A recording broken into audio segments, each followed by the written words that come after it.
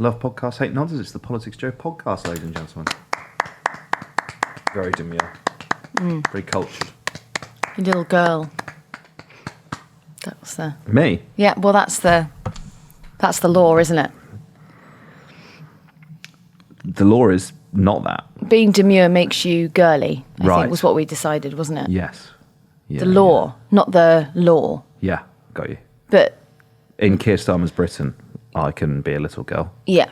Yeah, good. Yeah. Ava Santina? Hi. Hi. How's your day? Great. I'd love this day. Me too. I love today. Different reasons, but I love today. You've had a good day. I have had a good day, yeah. Can you tell them what you've been doing today? I've been interviewing Frank Lampard today for Unfiltered. So I was excited for today for that. You were excited for today because... It's the budget. Yeah. And And PMQs. It's like Christmas and your birthday. do you know what I mean? Yeah. It's kind of like, this is how I think my dad feels when it's like Saturday football. You know? Yeah. Do we do budget first or do we do PMQs first? Can we do budget first because it's all in my head? Is that all right? Yes, of course. Thank you. What are the headlines? Well, I think that we go through it maybe bit by bit. Sure. Because otherwise it'll just be me listing things at you. And I don't I'd like think that. that's... I'd like that though. Really? Yeah. Okay. Do you want me to do that now? No. No, but what are the top, standout things? Everyone heard about this 2p national insurance cut. That was sort of briefed absolutely everywhere. That was briefed. Also, the windfall tax on oil and gas companies, their profits, that was also briefed everywhere, and he's done that. Yeah. Non-dom tax break. Ooh. So he's doing what Labour wanted to do. We'll come back to and explain that a bit more. Yeah, okay, yeah. We'll come to that. Household support fund, that'll be extended, but we'll explain that. Alcohol duty frozen. There's going to be a tax on vapes and a one-off tax on cigarettes. I don't know if I'm being really stupid. I can't see the amount that he wants to tax vapes. Right. I don't know if I've just totally missed that, but I did go looking. Maybe he's just... Well, they're going to ban disposable vapes, so that presumably would have to be... It'd have to be a tax on the liquid, right? It'd have to be a tax on e-liquid. Yeah. But we'll go into that in a bit more in a minute. Temporary tax cuts for the arts sector will be made permanent. They always say... How many times can you say we're temporarily freezing alcohol duty, fuel duty? It's been frozen for years, bro. Yeah, but you don't want to renege, right? Yeah. So you don't ever want to say we're abolishing or we're increasing the tax. You also get to keep announcing it. Yeah. Rather than being like, we're going to freeze this for 4 years. Yeah. Every 6 months. So, it's temporary, but we're just going to roll it over. Yeah. Well, let's actually start with the alcohol duty freeze then, because that's I think this is, so they were due to go up in August and now be frozen until February. That is going to benefit nearly 40,000 pubs up and down the country. But the hospitality sector are really upset about this because that's a brilliant headline, right? Yeah, your booze is going to be cheaper. But if you're running a pub at the moment, you're being hemorrhaged by increased rents and energy payments. Like the energy payments are leading to pubs closing down up and down the country. They'd probably rather have further cost of living support, right? Yes, they would like a relief fund, particularly because some ministers like to sort of get onto the narrative that pubs are like a community hub. Yep. And that they're a community centre and places where people can go during the day because there might not be a lot in your town. So why doesn't it fall under, this is ridiculous because obviously you can't have a taverna being like like a council run institution or whatever. They should be. But if you know that older people are going there and it would cost you money to set up a centre if there wasn't a pub, then there is an argument that you should be part funding it. God, I love a fucking taverna, A little bit of moussaka, maybe some cleftico. Yeah? Yeah, God, yeah. What about those vine leaves? I can imagine you being a vine leaf man. Yeah, what are we saying? Dolmades? Is that vine leaves in Greek? No, meatballs. What are they called? No, I think it is called that. Anyway, yeah, I love that. Yeah. I love that. Just like a long afternoon. Mm-hmm. Cold beers, small plates. Small plates. Welcome to London. Welcome to Amy LeMay's London. Yeah, it is. What's the London night czar got to say about this? Well, she's been having a bad week, hasn't she? Since you brought her up. I'm furious about this night czar. Are you? I'm furious that she got a 40% pay increase last January without meeting any of her KPIs. She must be doing a great job. Right. When has anyone ever seen the London Night Czar on the media round? When has she ever been out there talking to the media? Well, maybe the reason she doesn't do that is she's doing it now, and everyone's like, "Shut the fuck up." Because she's only come out now because her reputation is being rightfully trashed online. Her one job, and this is specifically said by the Mayor of London in City Hall during questions on why have you appointed a Night Czar in 2016. Her one job was, among many, but for emphasis. Yeah. Is to be a relation between local councillors and local businessmen and local residents, and basically make sure that institutions like clubs and pubs aren't being shut down or losing their licensing because some busybody next door is complaining about the noise. She's overseen how many closures in London? Yeah, all these venues talking about, right, that are saying, very good on the alcohol field. See, how about stopping the venues from closing down? Yeah. There's tons of them. Just... a little point here for the new Evaristo Club, which is Trisha's on Dean Street. Soho institution, right? It's been there forever, since before she was born. And then one millionaire 2 streets away decided it was a little bit loud, and Westminster Council entertained this and threatened to take away their licensing.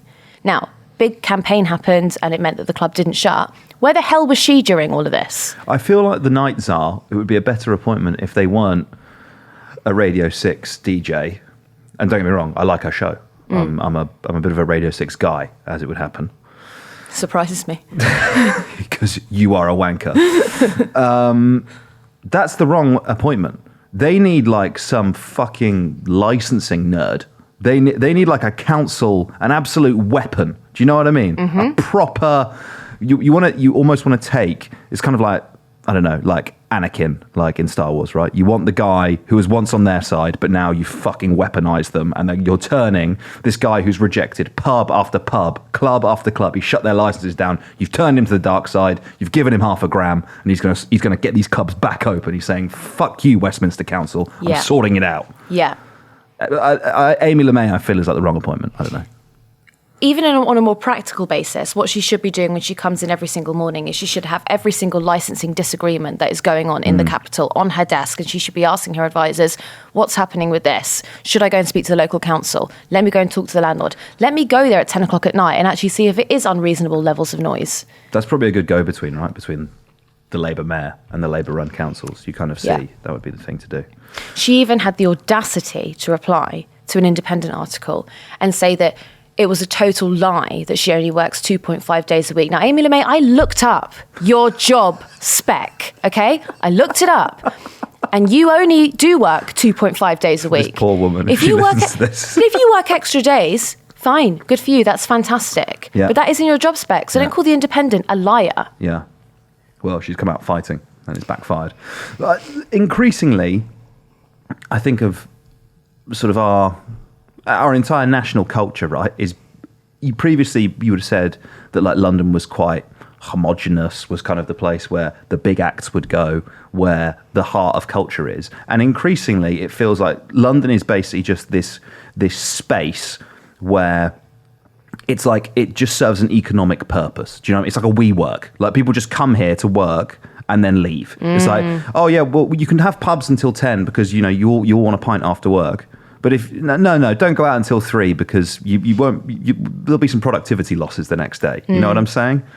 We want you in for your Pret coffee. Yeah, have the Pret coffee. Have 2. Maybe even get a subscription, but no more than 4 pints. You know what else you should have done? What? Why did we have that one glorious summer when Soho was pedestrianised? Oh. You don't need to drive down Old Compton Street. Yeah. You don't. No. And we had tables all over the street. Yeah, sick. The restaurants Al fresco, had darling. We did. We were al fresco. We were. And we had no diesel. We had a piazza. We did. We had a piazza. Yes, we did. We had a piazza. Where did it all go wrong? It was like Venice. It only took a pandemic. Yeah. We got waylaid. We did the first point. That was pretty good. But the big one. Let's do the big one. Let's do national insurance. 2p. How much is that going to cost? Quite a lot, presumably. So it's going to cost £10.4 billion. Yep. And almost half of that ends up in the pockets of the richest fifth of households, where only 3% of the poorest benefit. Good news. That. Good news. My guy. So just on like a bit back of a fag packet that's now more expensive. I might add, under this budget. Oh, she's did on that? fire. Have you been workshopping this stuff? I've been really lonely upstairs. So a 2p national insurance cut means the average teacher will save £349. Okay. An MP will save £764. Yeah, smart. So who's benefiting here, you know? Yeah. So this doubled on. So there was a lot of conversation as well about how the polls didn't really move after he introduced the first 2% tax cut that came into effect this January. Comfortable there? Yeah, just get my pen out of my Nice pocket. one. Yeah. Nice one. I want to make some notes on all this hot intel you're giving me. Hot soup of budget. Yeah, exactly. Stop that. Hot budget soup. So the polls didn't really move when it was a 2p cut because, well, also it hasn't really had a lot of time to move. It's kind of only had 6 weeks to bed in. But then now we're talking about a 4p tax cut. That means it's gone from 12% to 8% in a matter of 4 months. That's actually quite a seismic shift in tax cut, right? So, I mean... This for me is really interesting, right? Because I think this is a good metaphor. I think it's symbolic of the purpose of this budget, right? Essentially, the right way to think about this budget is as a political event rather than an economic one. There is not going to be time for this to bed in. I saw somewhere, I can't remember, I think I might have been reading it on the New Statesman, it might have been somewhere else, that there was like a Tory MP had said to a shadow frontbencher that they were actually quite scared about winning the election because it would mean they'd have to implement the things that they're talking about doing. Like it's a fiscal fiction, right? They know they're not going to empower, so they're doing things like hacking away at departmental budgets that have absolutely nothing left to give in the coming years. No one thinks they can make the cuts, right? It's not like 2010 where the government departments have been fattened up by 13 years of Labour government, right? There isn't tons of material to give. So you think about this as a political event, right? It's to try and address the problems in the polls. It's to try and recover some of that ginormous deficit to the Labour Party. Failing that, it's to placate the Tory backbenchers. When you look at the last 2p national insurance cut, did nothing to the polls. Didn't touch it. You know, they're all Conservatives, media, politicians, all clamouring for tax cuts. The 2p cut did absolutely nothing. They're still basically at the Liz Truss depths, right? They're still way off the pace. And so you then think, okay, well, it's done nothing to the polls, so what's the purpose of this next 2p cut? It can only be to sort of placate the Tory backbenchers who are going, we have the highest tax burden in X number of years. Like, we've got to do something about it. For me, that's the only purpose that this can serve. There was even that little briefing that was in Tim Shipman of the Sunday Times on the weekend, where on his 2p tax cut, Jeremy Hunt was really upset that the ministers on the broadcast round weren't being told to push out, that he'd saved the public all of this money. And Sunak had apparently been like, God, he's so boring. This guy is so uninspiring. I mean, that's rich coming from the guy telling Grazia that he likes laying the table. I thought what was really funny about that was when he sort of sat back, imagining himself making the bed. So he was like, oh, you can make the bed. That's really satisfying. And then he just sort of sits back and kind of looks up, like quite wistfully. What is that? I hate making the bed. Do you? Don't tell Jordan Peterson. I hate making the bed.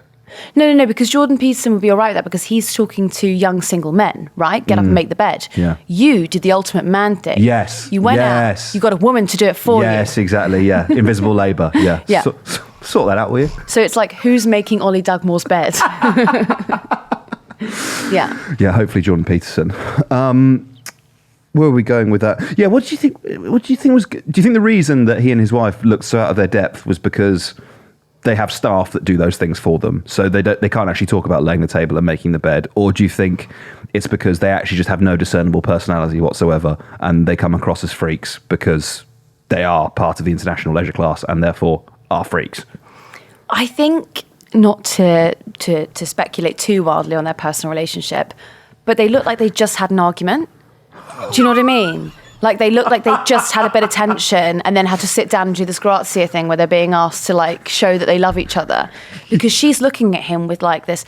He says at one point in the interview, he goes, you know, sometimes mid-afternoon I go back upstairs to the flat when I'm in Downing Street just to check that she's made the bed or remake them. And she looked at him as if to say, listen, pal, you are so finished when we finish this interview. Like, you don't know the world of pain that I'm going to unleash on you. You know? I hadn't thought about that. Like what it would be like if both you and your partner were in the public eye. So you would have to imagine having to do a media opportunity, having just had the stinkiest fucking row you've ever, and then being like, I've got to pretend to like you now.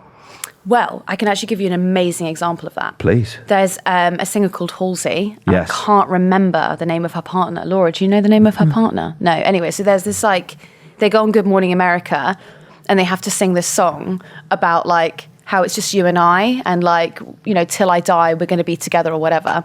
Just before this performance, she finds out he's been cheating on her for years. I mean, that is just... Did she sing the song?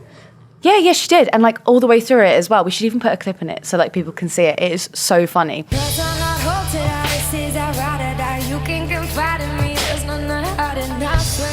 Stay solid, never lie to you. Swear most likely I'ma die with you.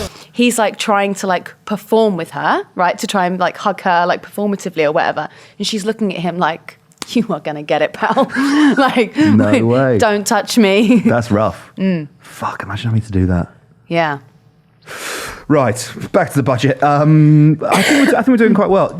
To our haters and detractors, I would say one tangent per segment of the budget is quite good, I think. But if you don't like tangents, you don't have to listen to it. I think that's what's important. How about you know? just fuck yourself? Yeah, exactly, yeah. There are plenty of other politics podcasts that you can go and listen to. Yeah, absolutely. And not all of them are done by sixth formers like us.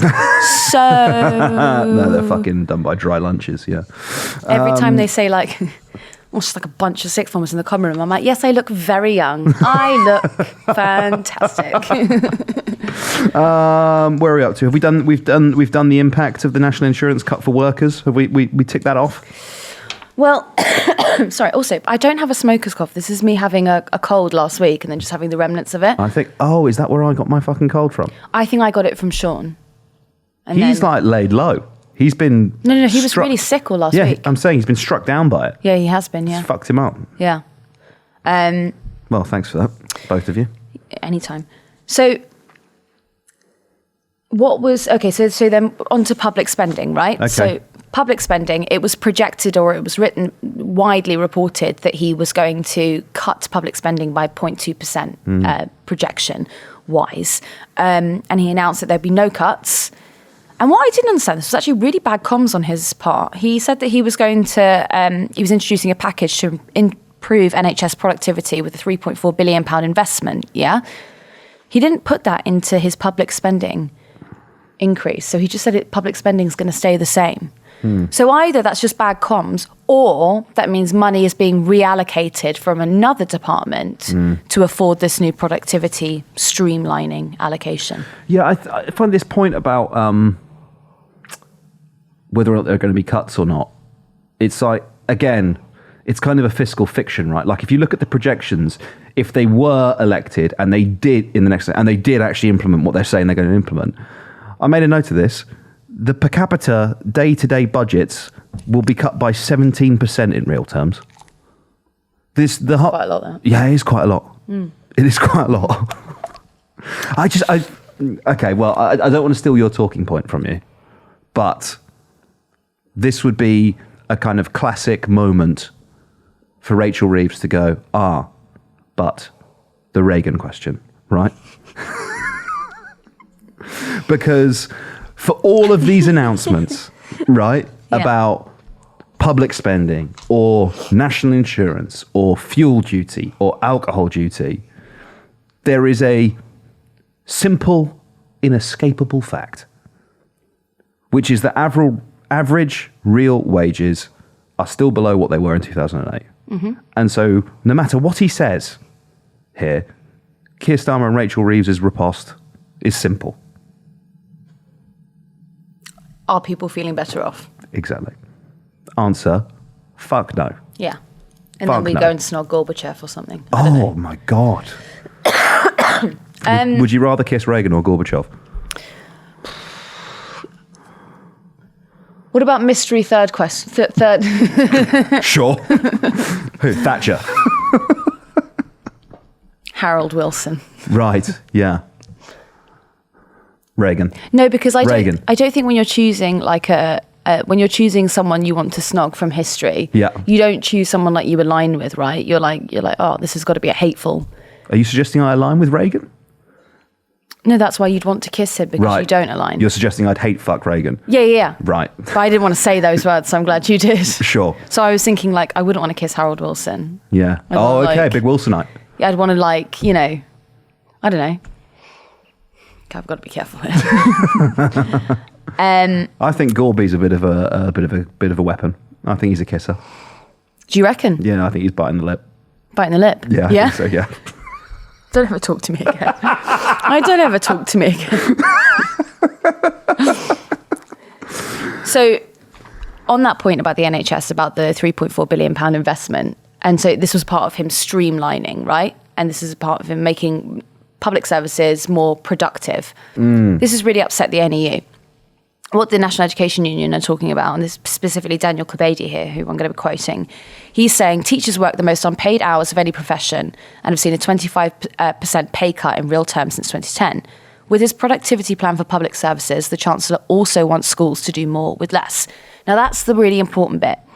He's saying, I'm not going to be cutting public services, but public spending, but this is at a time when teachers and schools are potentially going on strike because they're telling you we don't have enough money to run the school. We need teaching assistants. We've been cut threadbare. We need cash. And he's just gone, don't worry. We're going to keep it as it is. You're just going to streamline it a bit better. It's kind of classic Conservative politics, that, isn't it?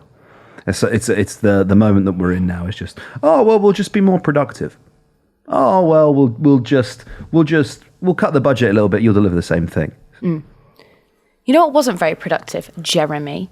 Going on a huge run this morning when you're about to be doing your spring statement. Do we not stand? Do we not stand a man who exercises? But how do you have time for that? Like how do you have time if you're about to deliver like one of the most important pieces of, you know, public spending or whatever, your spending statement? How do you have time to go, I'm just going to get the dog and I'm going to go out running? Who was at home making breakfast? Invisible labour, Ava Santina. Probably his staff, I would imagine. I'd be surprised if it was his wife. No. They live a very threadbare life in number 11. Do they? They actually do. That's the whole point. He's like a multi-millionaire. Yeah, but 10 and 11, the flats are so tiny, you don't like have a lot of help there. No, I'm talking about his fucking gaff in Pimlico. Oh, fine, yeah. Yeah. But I think he was in number 11 today because I saw him running with the Labrador and it looked like they were going back into... The Johnson School. The Johnson School of Photo Op. Look, I'd like to think that he had most of the budget. Sorry. I'd like to think that he had most of the budget, you know, polished off well in advance of this morning, to be quite honest with you. I support him living a healthy lifestyle. I encourage him to do that. I don't want our politicians to just be wake up, budget planning, deliver the budget implementation, maybe like a packet of cheese and onion crisps at 11:30, off to bed, wake up 7 a.m, 7:05, budget implementation for the next 3 years. Well, let me flip that and say something incredibly sanctimonious. What about all of those teachers who this morning had to get up at 6 o'clock, probably drive an hour to school, possibly got themselves a little bit of breakfast, maybe at 11 o'clock when the kids are on break, have worked all day, they do their marking in their free time. Yeah. They don't have time to go on runs. Yeah. I've got quite a lot of time in the summer to go for a run though, haven't they? It's Ollie Jugmore, man of the people. So let's talk a little bit about what this budget... What? I like that you were moving away from that for me. Yeah, I can't wait for them to fucking come for me for that. Yeah. That, full stop. No irony. No irony. Ollie Jugmore hates public sector workers. Thank you for saying what I couldn't. So young people. So I know that just try not to listen to this and then get all up, not you, but like if you're listening to this and try not to get your back up and say, oh God, you know, there are renters in other age categories. Specifically talking about young people for one moment. Please. If you are under 30 and you are living in a big city in the UK, even actually commuter towns, which we've now heard rent has spiked in also, places like Bolton, very expensive to get property there now, you will be facing an increase in your rent from your landlord. There are many people I know in London who are living in 6-bed shared accommodations. That means with 5 other people, 6 people in one house, and they're paying nearly £1,000 a month rent. And they're not living in central London. They're living far out. Okay, they're living in like zones 4 and 5. It's far away. They've got to swallow that cost. They've also got to swallow the cost of council tax hikes because the government isn't allocating any more money to local government. they've also got to swallow the cost of living, right? So all of their food is more expensive than the supermarket. I know that everyone is experiencing that, but for young people who have just graduated university and would like to move to a city, their life is pretty miserable at the moment. They might be able to go out once every 2 weeks, but having a takeaway at the moment is a serious treat. This is not how people should be living. And there's nothing in that budget that is helpful to them. What did he announce on housing? Oh, second homes. So yeah, if you're living in places like Cornwall and Devon, he's going to make it harder for you to have a second home. But that doesn't. What's that got to do with my point about cities? Well, no, because I was teeing you up to say, well, he's done very little about housing. To be Why quite were you honest trying with to catch me out? I'm not trying to catch you out. Oh, you catch this. I'll catch this fucking cold. That's what I've caught off you ever since, Tina. Yeah. No, I was underarming you a little home run. Well, I can't do that home run because I can't remember where I've put it on here. No, I think, you're sat there talking about wanging on about young person's issues. Where's the announcement on rent? Where's the life raft for private renters? Where's the house building announcement? I think it's one of the chronic things that gets overlooked to such an extent in all of these events. Do you remember how excited we were about the supply side reform that would essentially only overheat the housing market, when we're like, maybe there'll be 99% mortgages because it would just be a little crumb of housing-based policy. Please, sir, can I have some shelter? Yes. How about 1 million homes a year, Chancellor? No, because you stupid fuck. That would... If we built that many houses, yes, it would decrease the value of people who already have their houses. And they've worked really hard doing nothing for the past 20 years to see their houses appreciate in value. All right, so he's going to abolish multi-dwelling stamp duty rule. He made a really good joke about Angela Rayner there, actually. But it was objectively quite funny, the way that she was coming back at him. It was quite Brecht. It was quite Brecht. Broke the fourth wall. I don't understand why they have a problem with Angela Rayner having lived in a council house. Can you? Why is that funny to them? Because, I don't get it. Right. So to put me in their shoes for 1 minute, it's kind of like the Apsana Begum argument, right? Which is like, you use the council house argument to say I came from a council house and so I can identify with voters. The Tories don't have that ability to identify with people who live in council houses, and they can't really lambast you anymore. They can't go, ha, Povo, lived in a council house, did you? But they can do, like, fuck you, other people need them. Right. I don't understand. Does that make sense? Well, yeah, I see where you're coming, but for me, no, it doesn't make sense, because like council housing should be available for everyone. Is my position. Like the ideal conception of it is like the local community, which includes people like doctors and lawyers, as well as people like electricians and plumbers. Like everyone lives together. That's how you foster like a sense of community, a multicultural, people from all sorts of different backgrounds, a cohesive society, right? Rather than having like multi-millionaires and ghettos like side by side. Like that doesn't work. It's dangerous, that man, though. The Povos start getting ideas. Start getting ideas above their station. I don't know if that's... do you think it's a good look for Jeremy Hunt, the public school boy, to be like admonishing the working class Angela Rayner about council housing? He did Starmer on that today, you know. Did he? He went, I'm a Surrey boy. And then he went, so are you, aren't you? Surrey boy? We're both little Surrey boys. They are both Surrey boys. I just thought it was quite clever. Yeah. You know? So he's going, fuck you, Povo. Fuck you, Posho. Get you a man who can do both. Get you a chancellor who can do both. Yeah. Yeah. He's also going to abolish the holiday lets. So that's the big thing that's meant to help renters. Actually, this was a really big issue in Weymouth when we went down to do the Bibby Stockholm. It's a big issue in tons of coastal communities. Yeah. So loads of people are... It's beautiful in Portland, which is where the Bibby Stockholm is. Great place for a second home. Yeah. Great place for the Bibby Stockholm. Yeah. There's a really awful part of that. It's so beautiful that when Sean and I went to go and film The Barge, which is obviously like a pit hell of ugliness, it was very difficult to film it like in situ because it looked like we were at Butlins. And I was like, this looks very nice. How do I tell people that they've got Legionnaires in there? Like, it doesn't look like it. Yeah. Yeah, and young people have to move out of the town. Yeah. He's also going to reduce capital gains tax on property. Right. Because he says that'll encourage movement, so people are just basically keeping their assets and the market's not stimulated. Right. Because they're not moving about. Trying to get some movement in the property market. Okay. We said we'd come back to vapes. Yeah. I don't understand introducing a tax on something which the NHS is advocating people do to stop smoking. Why as a public... Like, I understand when it comes to alcohol, when it comes to tobacco, to deeply dangerous things, to things that are... Ask a doctor. They're not good for you, right? They're not a good thing to do. So what do? We say, well, if you want to drink as an adult, you're allowed to. However, you will cost our public healthcare sector money. We're going to levy taxes against these products to help fund for the care that you will need because you use these things.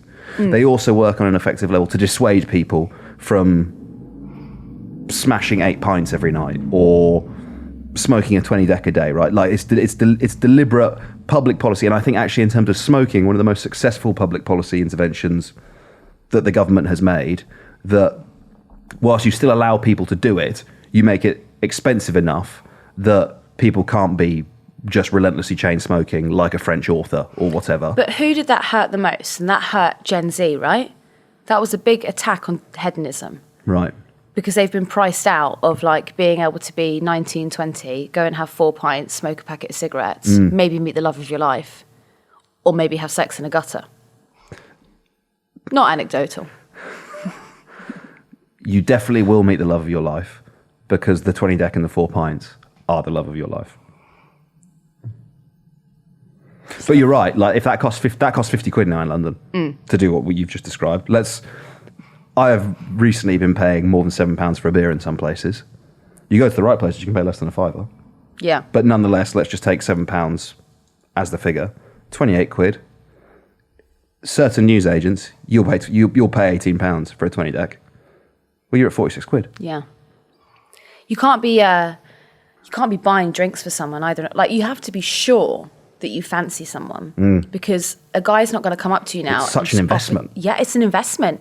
If I hypothetically wanted a gin and tonic, that's a hell of a lot of money. Dear listener. You could get like 16, 17 quid charged for that. And do you know what else as well? Whenever we talk about like the prices of pints in central London, there's always some nonce who replies like being like, you just don't know where to go. And it's like, you're watching our YouTube video at 8 p.m. on a Thursday. You're not even out, pal.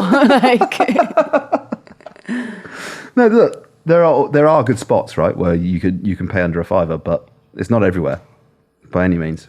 But I don't understand the tax on vapes. Like, what is the purpose of it?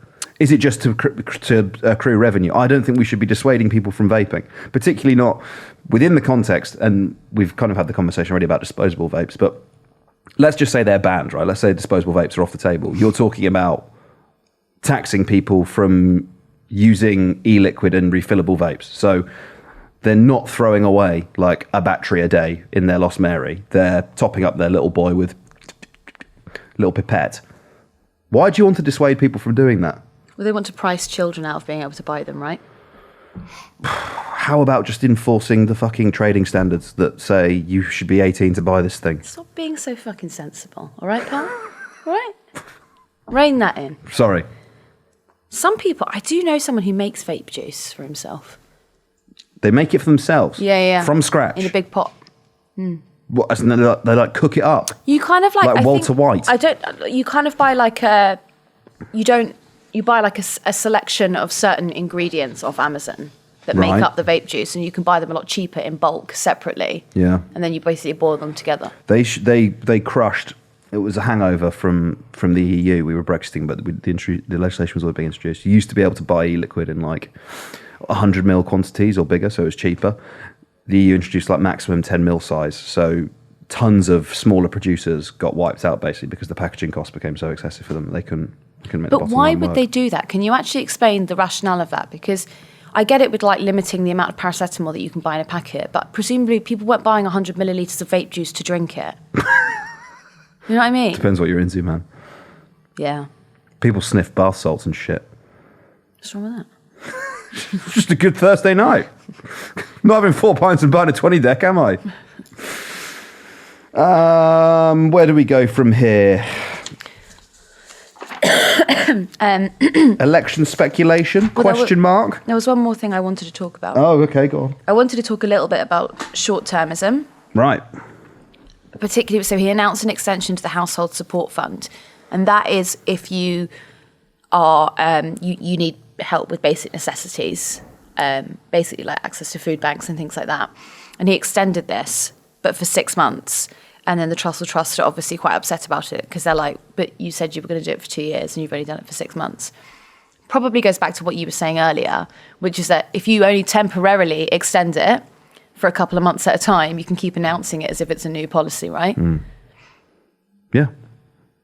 Anyway, it's just sad because charities can't forward plan.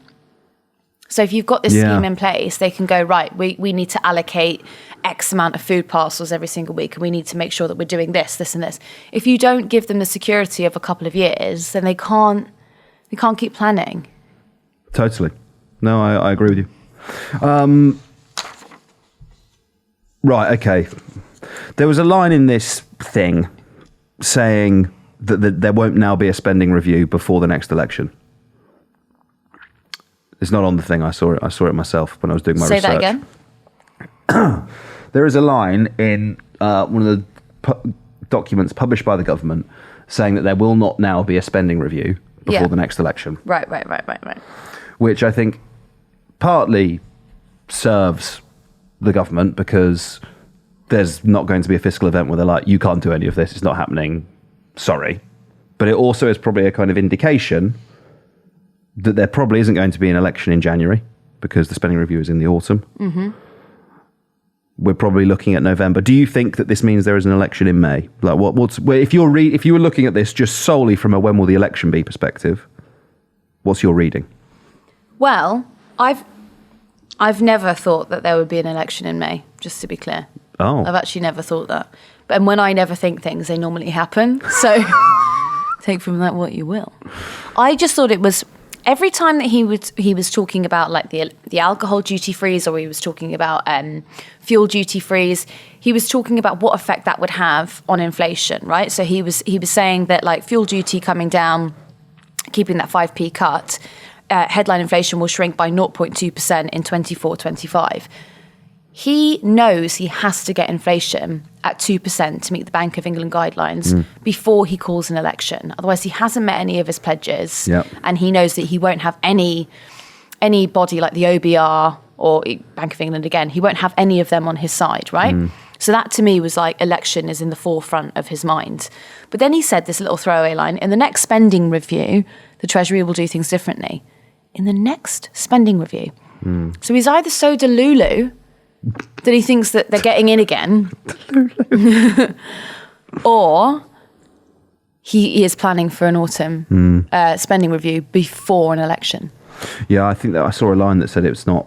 They won't do one before the next election. I think I'll have to pull it up. See if I can find it. I think I saw Pippa Crerar tweeted it. Let me see. Well, she's probably more reliable than my notes, so. Absolutely not. 1 second. Did she check that in after? Oh, do you know why? Because they've all been to, which I didn't listen into. They did the lobby after the. They did lobby meeting after the budget was announced. So does that come from a Downing Street spokesperson? No, it's a photo of a piece of paper that says 2.23 from the Budget Red Book. It states there will not be another spending review before the next election. Here we go. Section 2.23. These plans will be developed over the coming months ahead of the next spending review. That spending review, which will come after the general election, will put in place a robust and comprehensive strategy for improving public sector productivity, putting these improvements at the heart of departmental settlements. So he thinks that they're going to get in again and he'll be doing another spending review. I guess you have to fucking believe it, don't you? You have to think that. You can't be like, we won't get in. Otherwise you just manifest it, babe. Yeah. Conceive, believe, achieve. Yeah. Anything else you'd like to touch in the budget? It's been very heavy on the analysis, Ava Santina. There's been absolutely no mention of dick rudders or anything like that. No. But would you like do you need a penis joke? Is that No. That's not what I was saying. Okay. I'm just saying That this has been a very serious... We could ring Ed. Do you think the reason this has been so serious is because he's not here? We should get him. We should ring him up now, and we should say, "Can you help?" Fuck it, why not? Let's give this a go. You know what? While you're doing that, let's also just note that he said burglaries have halved in the last 14 years after we invested in 20,000 more police officers. When did Ed say that? How outrageous is that? Jeremy Hunt's. Oh, right, sorry. We're doing the budget here, Ollie. Sorry, they've halved burglaries. They've halved burglaries in the last 14 years. But do you know what? Okay, yeah. I could swear like burglary is more widespread now than ever. Yeah, but if you use your galaxy brain, yeah. I have been to rob a lot of people. Yeah. If police physically can't attend every burglary that's called, it doesn't get logged, halves them. Halves the number recorded, right? Smart. Come on then. You got to start thinking with your rudder. I don't think he'll answer the phone because he's currently terrorising landlords.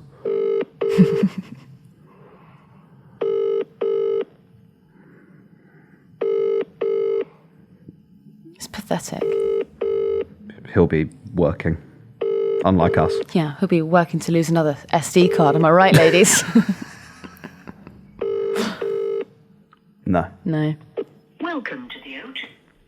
What about Harry? Fine. We're in now. Yeah, we're in now. We might as well commit to the bit. I don't think he'll answer. Harry was very stressed earlier. Oh. Good. Let's fuck Get him on the phone. Let's fuck him up. Fuck it.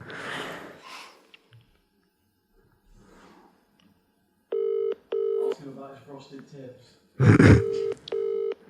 If you couldn't hear that, Finn said we should ask Harry about his frosted tips.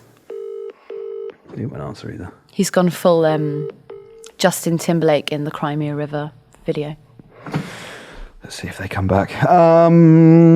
Is that us for the budget? Do you have anything else serious you'd like to say? No, I think... Thank God. What?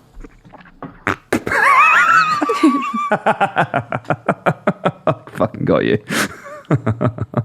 No, it's been great. I think one thing I would just say about Keir Starmer's response... Oh yeah, good. That's a good idea. We have just done half an hour of talking about Jezza. Yeah, it's been so unbalanced. We've given so much time to the Conservatives. We should really balance it out. You should really stop shilling for the Tory party. Yeah, I should. Do you know the jokes about me shilling for reform are actually so dead now? It's like you can... You would say that. But you can report on something without shilling for them. Like, can you calm down? No. Like, I talk about Labour and the Tories all the time, you know? And how they're inadequate when compared to reform. Doesn't matter what I say. It's my analysis. Keir Starmer said that the budget showed the Tories were bereft of ideas. And I prefer the idea that just the budget itself was bereft. Oh, grieving. As if it's like sentient, you know? Yeah, and it's yeah. just, yeah. It's like the UK economy bereft. Gutted. Because there's been such a stagnation in growth. If I was him, I'd be pretty pissed off. Because the windfall tax and the non-dom thing, those are their ideas. Like, Jeremy Hunt has just stolen those. He's stolen the non-dom thing. It's not quite exactly the same thing, but nonetheless. He's basically said, all these things you're putting forward to raise money for your ideas, whether it's to put more money into the NHS, whether it's to do X or Y, he's basically taking it away from them so that come a general election, he gets to do the whole either tax or borrowing bombshell. You know, Labour can't say where the money for these things is going to come from. Yada, yada, yada. But broke, whining that they've stolen your policies. Yeah. Woke, Yeah. explaining that means there won't be any breakfast programmes like they'd like to have allocated. Or there won't be extra funding for the NHS. Do you see what I'm saying? Yeah. Yeah. When they what's just go- my programme for government? Their programme for government. Yeah. That's what it will be. Yeah. Love these ideas. He's implemented it for me already. 17% average per capita cut. Like if I was writing Keir Starmer's retort, Yeah. I would have been like, on the non-dom thing, I'd have been like, and he's so blissfully unable to come up with his own ideas. He's taken our non-dom plan and he has allocated a 2p national insurance cut to the public. The only people that will benefit are fat cats like him. I love the idea that Keir Starmer's speechwriter, when he's writing the speech, does an impression of Keir Starmer whilst it's being written. You've got to get him in the game. Yeah. So it'll be like this, Keir. Yeah. Yeah. Yeah, that'd be I quite good. wanted breakfast programs for children. He wants more money in his back pocket. Oh, good. And then Angela Rayner's next to him, like, get him on the capital gains. Sorry. Do you spend a lot of time fantasizing about what you would say? if you Being were in the Keir? chamber. Yeah, I do. Nice. No, I've just been alone all morning. I've had no one to talk to. Sorry. Very sorry about that. Yeah. What can I say? Okay, I think that's us. Will we do PMQs? It's up to you. Yeah, we'll do a little bit of PMQs. Why not? Okay. We'll do a little bit of PMQs. 2 episodes? Or just roll through? I think... Should we do the first clip? We'll just do the first clip, shall we? There was some sick stuff in. Yeah? Yeah. Shall I drop it? Roll the clip. Roll the clip. Thank you, Mr. Speaker. 3 years ago, Sarah Everard was walking home when she was abducted and murdered by a serving police officer who should have been trusted to keep her safe. As a father, I can't imagine the pain her parents, her family and her friends are going through in this difficult anniversary week. Lady Angelina's report exposes the appalling failure in police vetting and in misconduct processes. And I'm very troubled by its conclusion that there is, and I'm going to quote it, nothing to stop another Cousins operating in plain sight. How can that be the case 3 years on from this horrendous crime? Well, Mr. Speaker, can I firstly say that I'm sure all members of the House will have been thinking about Sarah Everard in recent weeks. It was, as the Honourable Gentleman said, an absolutely shocking case, and the abuse of power in particular was appalling. That's why we took action quickly, Mr. Speaker, to strengthen police vetting, strengthen the rules for rooting out officers who are not fit to serve, and conducted the largest ever screening of all serving officers and staff. We're now ensuring that any officer who has been charged for a crime will be suspended from duty automatically until their case is concluded, and we will thoroughly consider all of the report's recommendations and respond in full. Okay, Ava. So, Keir Starmer starting off there with a point about this report into what happened with Sarah Everard. Would you like to walk us through it? So, Starmer's talking about the appalling failure of police vetting that was in Lady Angelina's report, and particularly the point that there is nothing, this is exactly what she said, that there's nothing to stop another Wayne Cousins happening again because no vetting has changed. What the issue is that the Home Office are writing guidance about how you should be vetting police officers. In their individual forces are not implementing those regulations and rules. And what Starmer was particularly upset about today is that there are a lot of police officers apparently who've been done for indecent exposure, which you'll remember is the crime that Wayne Cousins was done while he was still allowed to be a serving Metropolitan Police officer. The big issue was Cousins was moving about forces, right? So one force wasn't talking to the other one and saying, oh, this guy got his penis out before and exposed, wanked off in front of a woman. And so he got the job at the next police force. And that's what Starmer's talking about, is why aren't these forces communicating with each other? For me, you would like to think that the police would have enough joined up thinking to be able to communicate on those things. You'd also like to think that committing a crime just would immediately debar you from being a police officer. Well, that's what he was getting at today.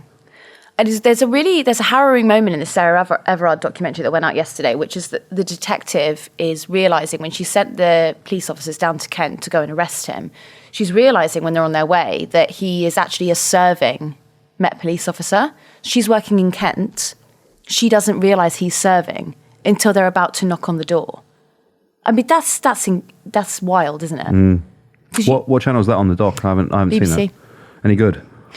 I would have thought you'd have been all over that. This guy's a big feminist normally. Oh my fucking God. As if you've just done that. No, I'll watch it. I've actually been I've been rewatching June 1 in preparation to watch June 2 this weekend. Sick. Have you seen it?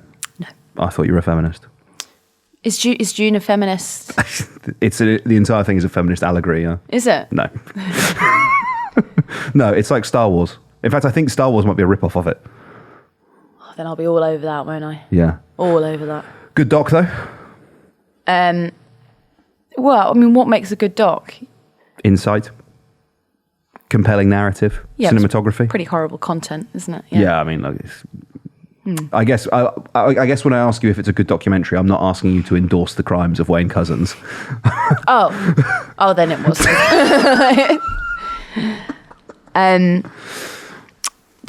So as he's going through the questions, so Starmer just goes on police and crime, right? And as he's going through the questions, he gets to this point where he starts talking about how women aren't able to have trust in police officers at the moment. Yep. And he's talking about the pretty pathetic conviction rate for rape that we have in this country. Yep. And Sunak is, honestly, like, I get it. Like, he's being thrown all of the failures of the last 14 years at him. And so he's trying to sort of push back and do his usual kind of like quite jovial. Well, we've done this and we've done Y. Yeah. And it actually just looked quite sinister.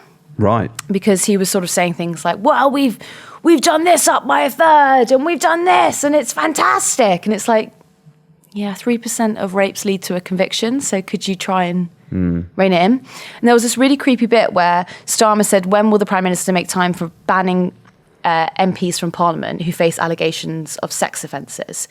He doesn't answer that question. He just comes back with, we have better street lighting up and down the country now. So, ladies, when you're walking home tonight, you're going to be able to see the perpetrator. Oh, I cannot believe you just said that. But just because it's so sick and mental. Yeah. Look, there's actually a similarity here between this and the budget, right? Which is like, you're like, the Conservative Party is waving in the electorate's face, being like, oh, look, 2p off your national insurance, la, la, la, as if the public don't understand fiscal drag and the fact that you've frozen income tax thresholds and you've dragged all of these people into higher, tax brackets, right? And that they're paying more tax now than we ever have. But you're going, 2p off national insurance. At the same time, Starmer's there going, the conviction rate for rape is appalling. And you're like, yeah, look at the streetlights, bro. Yeah. It's like, okay, fine. Like, no one's saying that we should have less street lighting. We're not, we understand that will have some kind of minor impact on the amount of crime that's happening at street level. We accept that. But that does not in any way mitigate the appalling rate at which we convict people for rape. Like, the two things, people aren't dumb. And just pointing at your minor achievement in relation to the fucking elephant in the room, do they think people are just fucking morons? Because they can't, surely. Maybe they do, but I think that's uncharitable. Yeah. They're just clinging on to the only things they can point to, having spent the last 14 years running the country into the ground. Well, they've got a pretty serious problem with the court backlog at the moment, and if they are honest about why the conviction rate for rape is so terrible, they'd have to start talking about the entire court system and how... Which is fucked. Yeah, barristers are chronically underpaid and there's a 2 to 3 year wait on cases getting in front of a judge. So it's sort of like a domino effect, isn't it? If you go like, conviction rape, bad, shit, someone's got to sort out the courts. And it's much easier to then put your weight behind perhaps getting a segment on a right-wing news channel that's like, do you know that there are many women who falsely report about rape? Have you thought about that? Yeah? Terrible. Yeah. That's a really good distraction from the... Yeah, absolutely. It's just a story that's so common across basically the entirety of the public realm, right? Like, this is one example where people are being let down in the most tragic of ways, and not just, I'm not trying to prejudice any kind of thing that's going on in court right now, but let's just say, for example, that there is an open case involving a man, a woman, and witnesses, right? That takes 4 years. It's an incredibly traumatic thing. I'm making no judgment about who's guilty or whatever. For all of the people involved in that, if you've been raped and you have to wait 4 years for justice, that's appalling. If you haven't raped someone and you have to wait 4 years for you to be found not guilty, that's appalling. If you're a witness and you've got to, that you're going to have to stand up in court and talk about this potentially horrible thing, but you don't know when, for 4 years, that's also a shit thing for you to have to go through. it's just one example where across the public realm there is decay. It's collapsing. Meanwhile, in the private sector, whether it's energy, whether it's finance, it's people are making hay whilst the sun shines, right? It's like the top 5% are just fucking flying. Wealth inequality is getting worse and worse and worse. And I think it's like the defining thing about Britain these days, right? About modern Britain, is that the public sector is in crisis, and it's just going to be such a mess to unpick it that no one is even, the Conservatives aren't talking seriously about doing anything about it because they're basically at this point surrendering. They're basically admitting defeat. I think it was a very stupid point that you just made, considering that Jeremy Hunt told the Commons today that wealth inequality was in decline. Sorry, forgive me. Yeah. Forgive me. If you want to read, do a bit of fact checking. Facts don't care about your feelings. The facts don't care about my feelings. They very rarely do. Is that us? I feel like we've done quite a lot there, Ava Santina. I feel like we should probably draw a line under things. We've been going for quite a while. Yeah, that's fine. Final open invite for a dick joke. Well, he didn't call back. Oh, okay. Tee me up again. Do it again. Final invitation. Final invitation for a dick joke. So good that you mentioned it. Mark Pritchard, the Tory MP today, he was going on about how we should only be building on brownfield sites. And the dick moment is an MP called Ben Everett, who is in Milton Keynes. And he is blocking the building of 60,000 houses because apparently Milton Keynes, which by the way wasn't even a real city until recently, needs preserving. Yeah, I mean I've been to Milton Keynes, not voluntarily, for work purposes. No, not to denigrate Milton Keynes, but it is a new town. You know, it is a creation of post-Second World War Britain, and the idea that it has some kind of defining characteristic that will be corrupted by the building of new houses, I would say slightly, maybe we would call it ahistorical. So that's your dick joke. Very good. Ed tried to call me back, but I decided I decided no, because it wasn't really appropriate during the conversation. Did you also not tell him why you were calling him? No, I just called him and hung up. He's going to be panicking. Good. Right. Is that us? I think so. Perfect. Ava Santina, it's been a pleasure. As always, great job. Great job from you too. Thank you. I just show up and look pretty. That's what I do. Another fat shaming joke from Molly about me. It's documented. Everyone saw it. Yeah. We will be publishing an interview with Andy Burnham on Saturday on Apple and Spotify. Wherever you get your podcasts, you can listen. You can listen to that interview. On this feed? Well, not necessarily this feed, because people might be watching this right now. Okay, so if you're watching it, yeah, it'll be available on YouTube. No, yeah, this is available on YouTube, yeah. Yeah. But the Andy Burnham interview will not be available on YouTube. Oh, this won't be? No, it's audio only. Oh, really? We're in an audio-only future. Why's that? He likes being on camera, no? Yeah, I mean, maybe. He's calling a lot, isn't he? He is calling a lot. I think he's quite distressed. I'll call them back now if we're freed from this fucking prison. Bye. Bye.